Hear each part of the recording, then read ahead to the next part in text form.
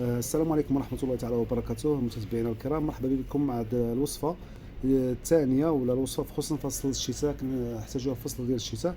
الوصفة من المكونات الطبيعية واللي الحمد لله مجربينها لا مع الوليدات ولا مع الدار ولا مع الكليون ديالنا كلها مزيانة.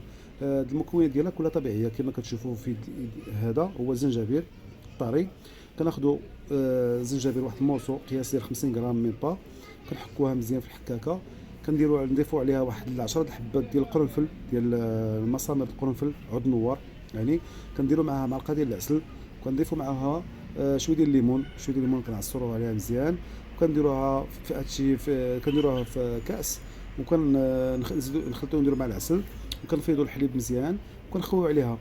هادشي الوصفه يعني تنبغيو نعسو حتى الليل ان شاء الله بحول الله. كنخويو عليها الحليب مزيان نكون فايض، ونخليوه حتى يطلق شي شويه، وكنصفيوه الصفايه مزيان وكنشربوه ان شاء الله حتى نجيو ندخلوا في الفراش ديالنا.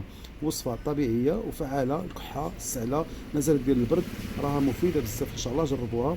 يلا ما تنساوش ديروا معنا بارطاج، وما تنساوش تابوناو معنا في لاشين ديالنا. ومرحبا بكم معنا ان شاء الله ديما الجديد معنا. السلام عليكم ورحمه الله تعالى وبركاته.